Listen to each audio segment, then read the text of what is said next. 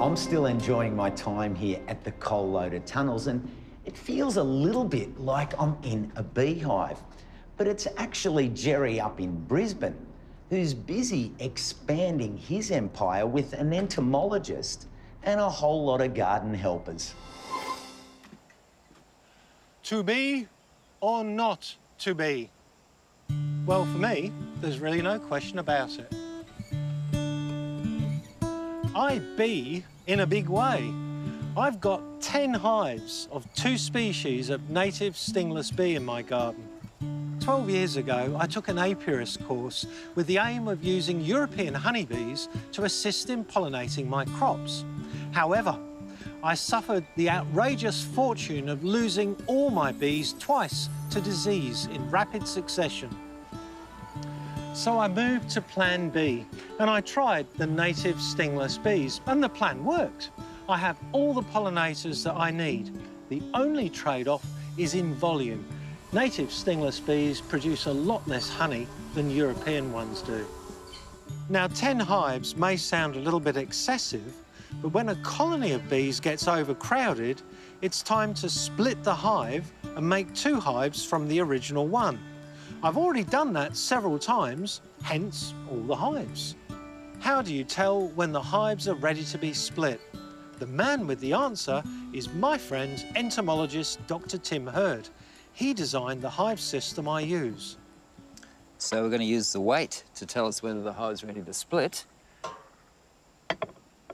It's 8.2 kilos. The box itself's 4.5, so we deduct that weight. We've got 3.7 kilos of contents, which is great. Anything above 3 kilos of contents, we can split it. These hives have 3 parts. The top compartment is designed for easy removal of honey. We'll get to that after we've separated the middle and bottom sections. We'll use this hive tool to pry these sections apart. Break the seal first. Let's see what we've got. We might need to take this knife and just nick this brood, just like that. Just to separate the brood from the top and the brood down the bottom there. Can you explain what the brood is? Well, we've got the brood in the middle. That's where they're rearing their young. The queen lays the eggs there. The larvae hatch, feed on the food provided by the workers, grow into pupae and then adults and emerge to join the workforce of the hive. And around the outside of that, we've got the stored food. So typically pollen at the front of the hive. Here's the back of the hive. We've got honey. Look at all this amazing honey here. It's such a fascinating structure. I think I can see some larvae down there.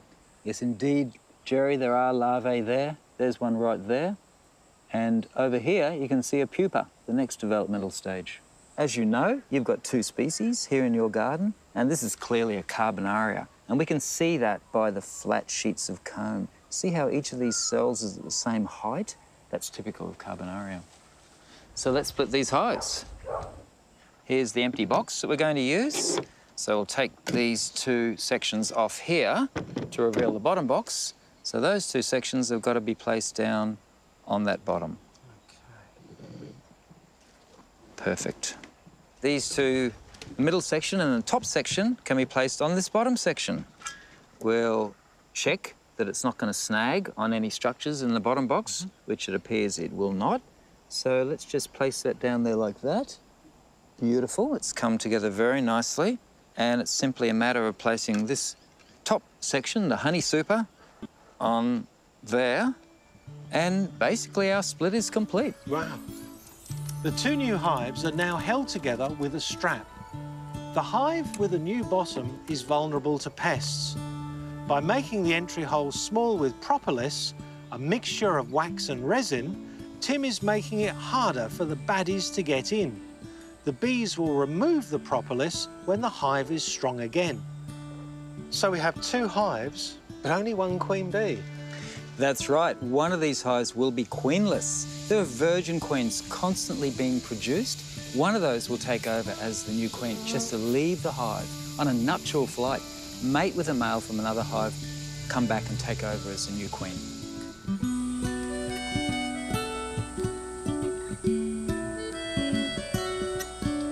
They're rather glad their home's back, aren't they?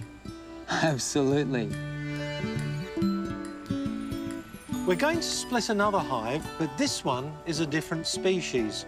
It's Tetragonula hawkingsi. It's found primarily in the Northern Territory and Queensland. So there's the advancing front. Now, what's Jerry? that? That's the part of the brood chamber where they're building new cells. So those open cells, that's the ones that have yet to have eggs laid in them? Exactly right. That's the current batch of cells under construction. They'll get provision with food and an egg will be laid in those. Then they'll be immediately closed and the whole process will start over again. And you can see how the cells here are not in those same flat sheets that the Carbonaria were. Is that the queen? It is indeed. There she is. That's the first queen I've ever seen. Oh, fantastic. Yeah. Congratulations. Now we're going to harvest some honey from one of the other hives by removing the top section, which is also called a honey super.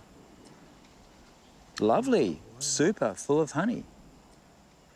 Just get you to hold that there while I scrape this honey into the container. We're getting a bit of propolis here too. You're just taking the weight off for me there. Next, we're going to use a bed of nails to pierce these honey pots to allow the honey to release and pour out. And how long do you leave that for? About 10 minutes, long enough for the honey to all drain out. We strain the honey through a sieve to remove that debris. Sadly, you can only harvest honey in warm climates. Anywhere cooler than coastal Queensland and the northern rivers of New South Wales, the native bees need all their honey to survive cold spells. So there's a few bees here in this honey, but we can revive those just by giving them a little rinse in water and warm them off, and they'll come to life. So how much honey have we got from that? Well, we've got over 750 mils, about 800 mils, which is over a kilo of honey. It's quite runny, isn't it? It is a runny honey. That's typical of these stingless bees. And there's a distinct tang in the flavour. Yeah, it's got a real acidic bite to it, which I think really nicely balances the sweetness.